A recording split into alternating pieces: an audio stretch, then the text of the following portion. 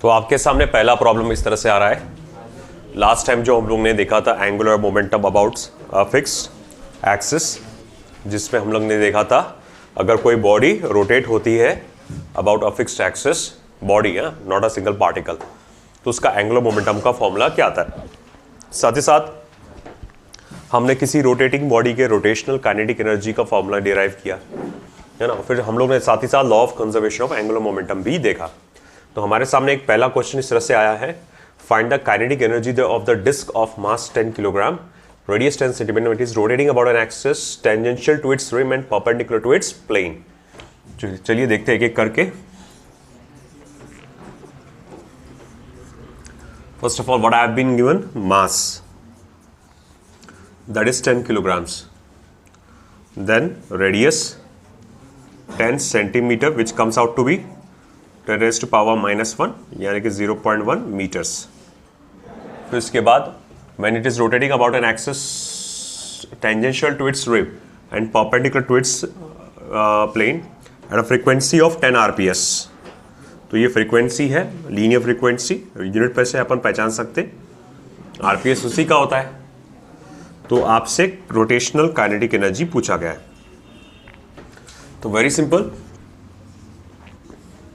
Rotational kinetic energy का formula है 1/2 I omega square. Okay, that's good. अब यहां पर जो आपका बॉडी है वो कौन सा बॉडी है, डिस्क है। रोटेट कहां हो रहा है, about an axis passing through its tangent and perpendicular to its plane. तो मतलब क्या, कितना होता है फॉर्मूला, 3 mr स्क्वायर बाय 2, और ओमेगा को लिख सकता हूं मैं 4 पाई स्क्वायर एन स्क्वायर। ठीक है, ये 2 कटा, ये 2 कटा, ये 4 कटा, 3 टाइम्स m कितना दिया हुआ है 10 किलोग्राम, और r स्क्वायर यानी 10 रेज़्ड टू पावर -1 का स्क्वायर यानी कि 10 रेज़्ड टू पावर -2, और पाई स्क्वायर जिसको अपन 9.87 बोलते हैं, और n स्क्वायर 100। चलिए ये 100 कटा और ये कट गया, 3 को 9.87 से या 30 को 9.87 से मल्टीप्लाई करिए, देखिए कितना आ रहा आंसर।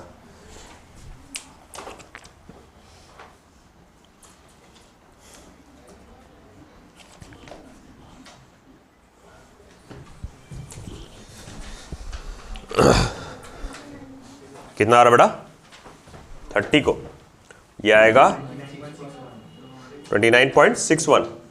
शायद से पावर का कुछ इश्यू हुआ है, क्योंकि यहां पर आंसर आना चाहिए 296.2। कितना आ रहा, नहीं तो मगर ये तो 20, अच्छा ये 10, हाँ बराबर 296.2 आया इज द करेक्ट आंसर। ठीक, चलिए next.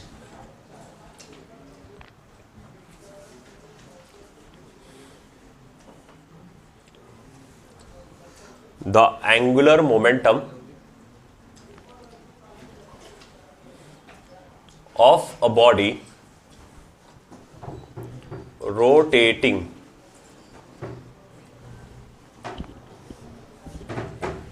at the rate of 30 rpm, याद रखें rpm है ये, about a given axis is 10 upon pi kilogram meter square per second, full stop। Find the rotational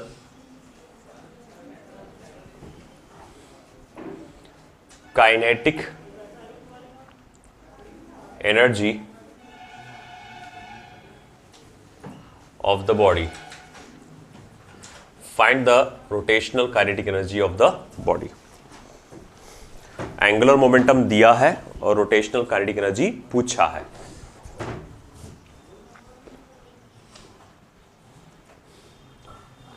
तो देखो मेरे पास क्या है, सबसे पहले तो फ्रीक्वेंसी दिया है 30 rpm।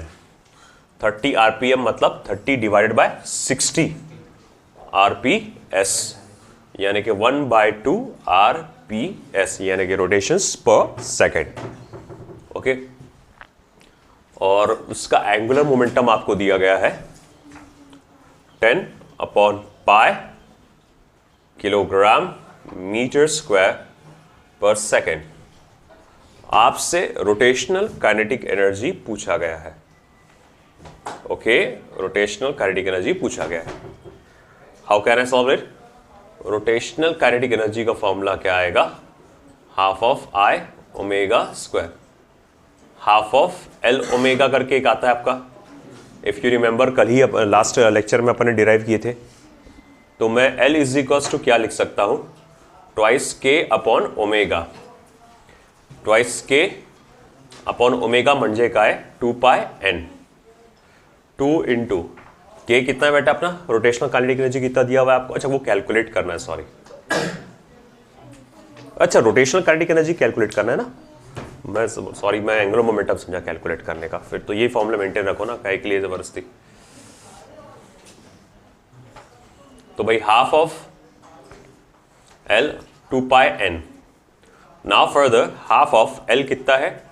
10/π मल्टीप्लाई बाय 2π, और n कितना बेटा? 1/2। 2π हुआ कैंसिल। 5 जूल्स आपका आंसर आएगा रोटेशनल काइनेटिक एनर्जी का। आया समझ में?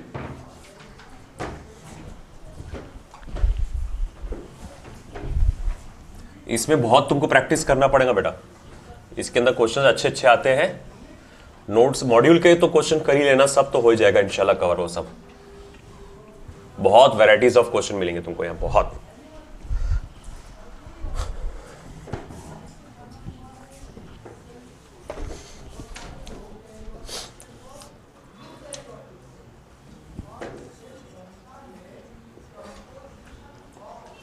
A man with his hands outstretched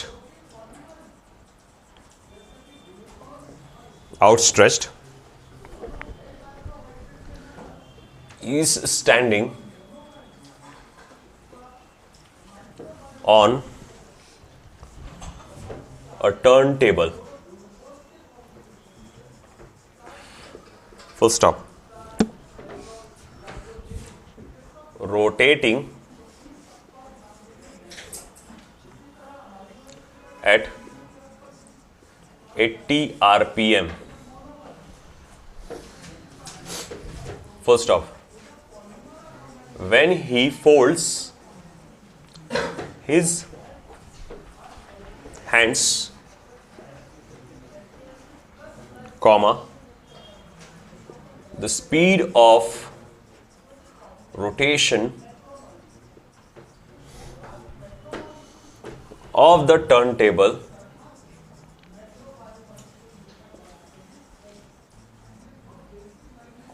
increases to 100 RPM. Find the fractional decrease. Find the fractional decrease in original moment of inertia of the system.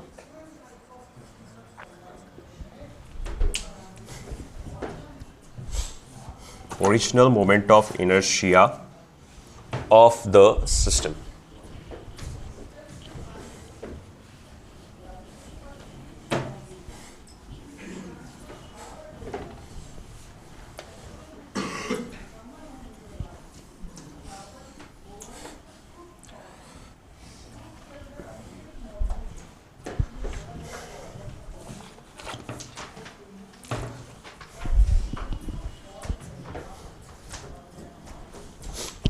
तो देखो भैया यहां पर क्या दिया है? A man with his hands outstretched standing on a turn table rotating at 80 RPM। एक आदमी टर्न टेबल पे खड़ा है अपने दोनों हाथों को फैला के, उस वक्त उसका रोटेशन कितना हो रहा था, 80 आरपीएम, यानी 1 मिनट में 80 राउंड्स वो रोटेट करता था। सॉल्यूशन, तो 80 आरपीएम। बाद में क्या कर रहा उसने, अपने दोनों हाथों को फोल्ड कर लिया, जिसकी वजह से उसकी रोटेशन की स्पीड बढ़ गई। अब वो कितना हो गया है, 100 आरपीएम। रोटेशन स्पीड बढ़ गई और हो गई 100 आरपीएम। तो उसने कहा find the fractional decrease in moment of inertia of the system, यानी डेल्टा आई अपॉन आई पूछा गया।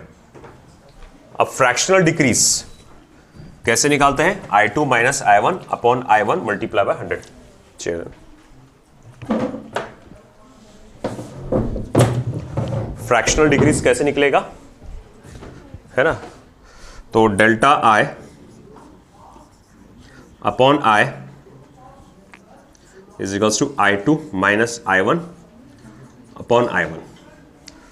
अब अगर सपोज करो मुझे परसेंटेज पूछा जाता डिक्रीज, तो 100 से मल्टीप्लाई करना पड़ता था। अगर अभी फ्रैक्शनल डिक्रीज है तो उसको सिर्फ I2 माइनस I1 कर रहे हैं। अच्छा ठीक है, सवाल उठा कि मैं I1 और I2 का रिलेशन निकालूंगा कैसे।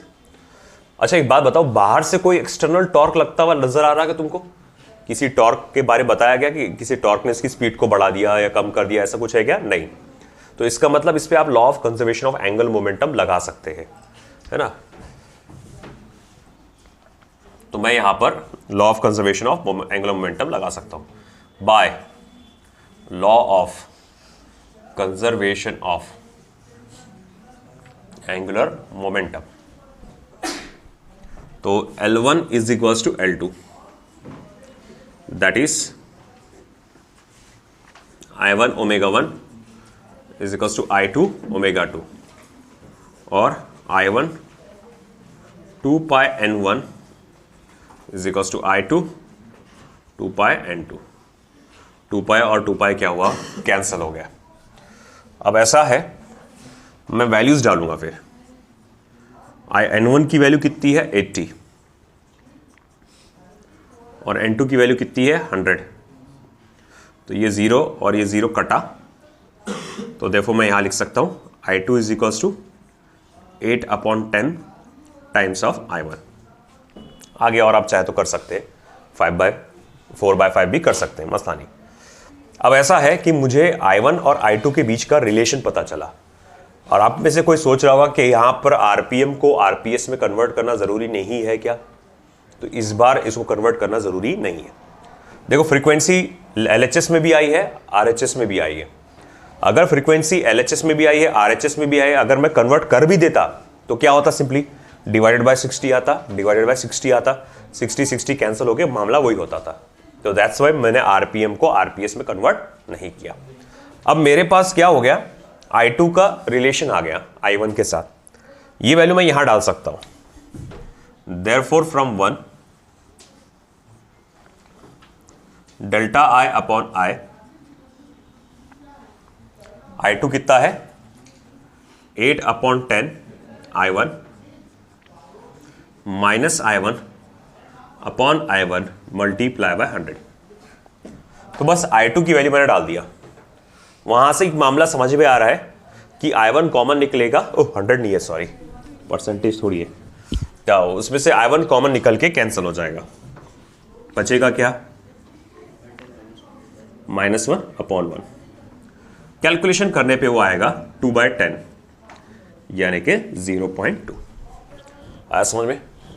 ये रहा आपका फ्रैक्शनल डिक्रीज। देख लो अच्छे से, हमको 2 फ्रीक्वेंसीज दी गई थी, हमसे फ्रैक्शनल डिक्रीज पूछा गया था। फ्रैक्शनल डिक्रीज का क्या वैल्यू फॉर्मूला है, डेल्टा I अपॉन I, है ना। तो I2 minus I1 upon I1 करेंगे। L1 इज इक्वल्स टू, फिर हमने कहा कि ठीक है, यहां पे क्या हुआ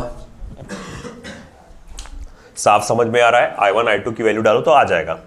तो एग्जैक्ट I1 I2 की वैल्यू तो नहीं मिल सकती, मगर law of conservation of angular momentum लगा के उनके बीच का रिलेशन मिल सकता है। तो मैंने रिलेशन ऑब्टेन किया, अब पता चला I2 और I1 का क्या रिलेशन है, वो वैल्यू डाला, और फिर I1 को कॉमन निकाल के कैंसिल किया। ऑफ कोर्स यहाँ नेगेटिव साइन आएगा और नेगेटिव साइन ये इंडिकेट करेगा कि मोमेंट ऑफ इनर्शिया पहले से क्या हुआ है, कम हुआ है।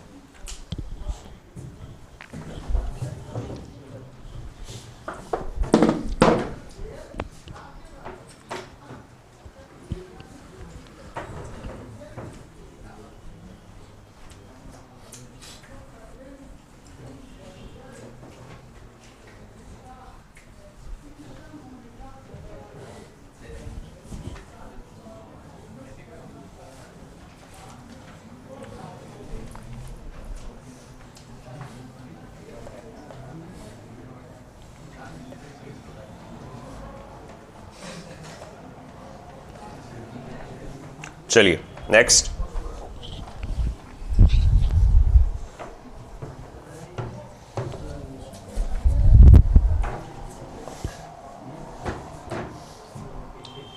बातें करना जरूरी नहीं है बेटा। अगला क्वेश्चन,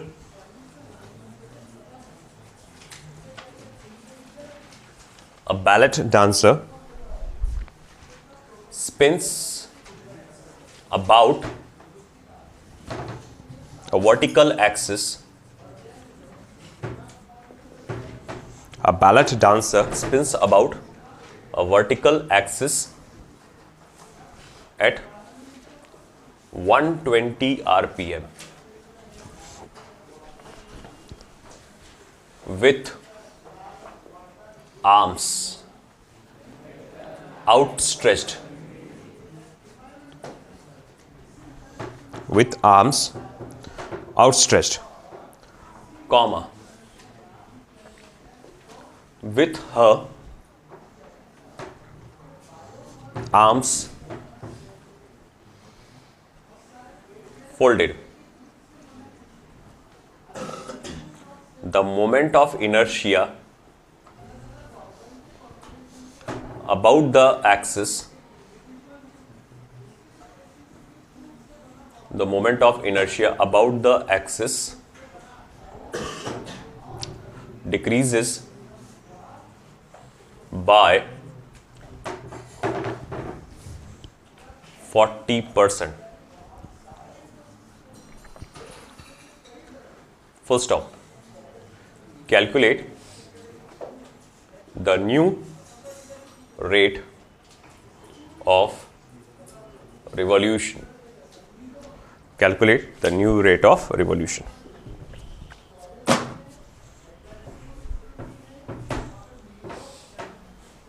चलिए करिए कैलकुलेट, सोचिए क्या कर सकते हैं इसमें आप।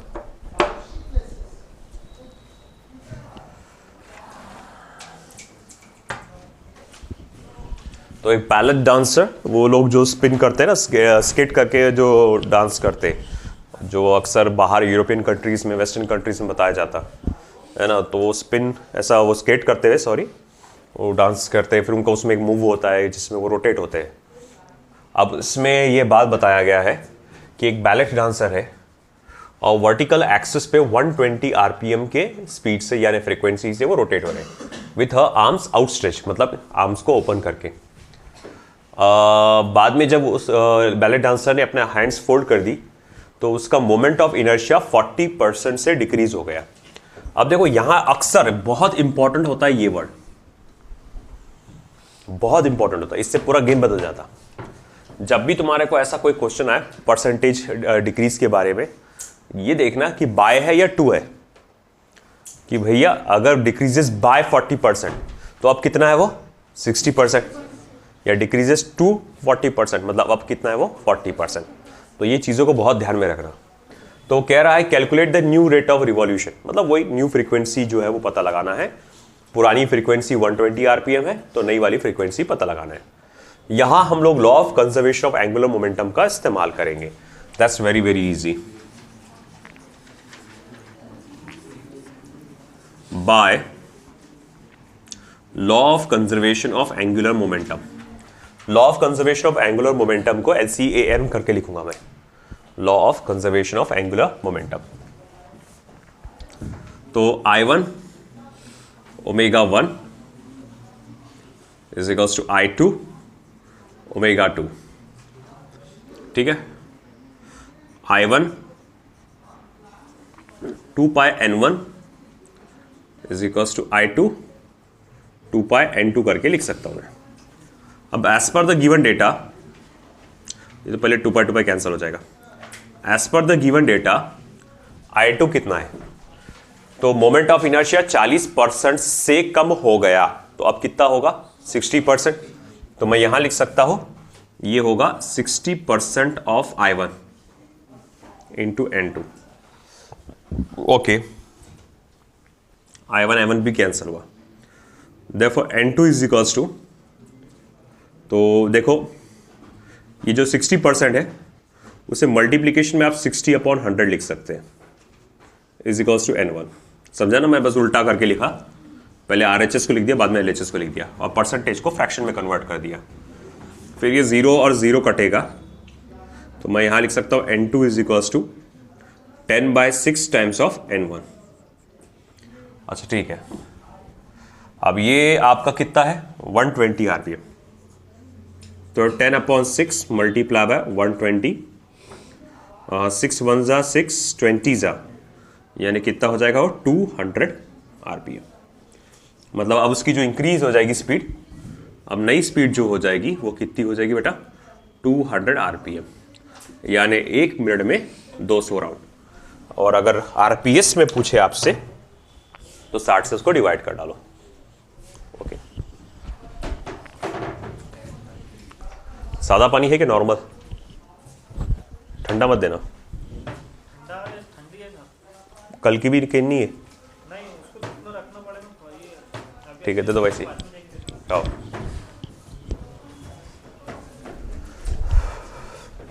चलिए नेक्स्ट।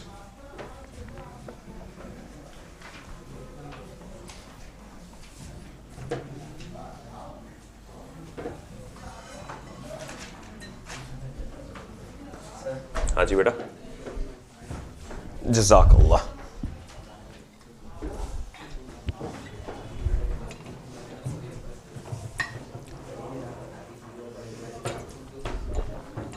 ये काम बेहतरीन हो गया, गर्म पानी नहीं,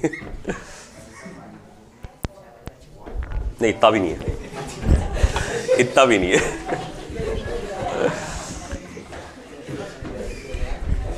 रख दीजिए। हाँ,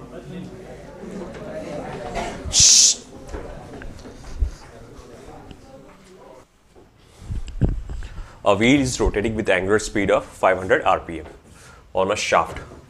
शाफ्ट मतलब एक डंडी जैसी होती है जिसके पर आप व्हील को माउंट करते हैं और वो रोटेट होता है शाफ्ट, तो जिसकी वजह से व्हील भी रोटेट होता है। आप ऐसा कह सकते हैं कि किसी मोटर से जैसा लगा हुआ रहता है, तो तुमने देखे होंगे ना मोटर आती, कटिंग मोटर आता है, उसमें वो डिस्क फिट करते, तो जो बीच का जो बेस रहता है उसको शाफ्ट बोलेंगे। तो किसी शाफ्ट पे एक डिस्क रखी हुई है, शाफ्ट का खुद का कोई मोमेंट ऑफ इनर्शिया नहीं है, ऐसा इमेजिन करके चलिए, और एक व्हील है जो रोटेट हो रहा है एट 500 RPM। अब क्या हुआ, सेकंड आइडेंटिकल व्हील, जितना जैसा ये व्हील था एग्जैक्ट वैसा ही एक व्हील उसके ऊपर लाके हमने रखे। सेकंड कंडीशन में क्या हुआ, एग्जैक्ट ऐसा ही एक व्हील लाके रखे, तो ओके ठीक है, क्या होगा फिर।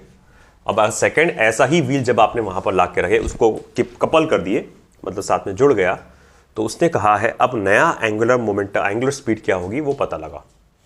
अब इस सिचुएशन में क्या चीज है कि यहां कहीं पे भी एक्सटर्नल टॉर्क इन्वॉल्व नहीं है ना, या फिर हम लोग कहेंगे कि भाई जैसा कि जो भी शाफ्ट, अगर मैं law of conservation of angular momentum लगाऊं,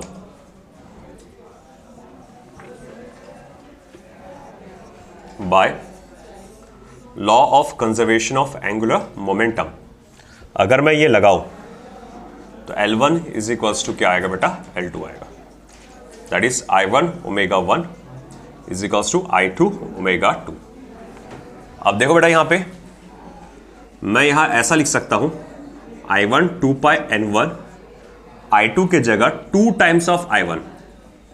बोले 2 टाइम्स ऑफ I1 क्यों, क्योंकि जैसा पहला डिस्क था या व्हील था एग्जैक्ट वैसा ही व्हील आपने यहां पर माउंट किया है, तो अब एक व्हील की जगह वहां पर कितने व्हील्स आ गए, 2, तो मोमेंट ऑफ इनर्शिया क्या हो गया होगा, डबल, है ना। तो इसीलिए 2 टाइम्स ऑफ I1 और ये 2 पाई N2, 2 पाई कैंसल हुआ, I1 और I1 भी कैंसल हुआ, बचा क्या, N2 is equals to N1 divided by 2, that is equals to how much, आपका 500 divided by 2, that is equals to 250 RPM। ये हमारा रोटेशन हो गया, नया वाला लिख लीजिए।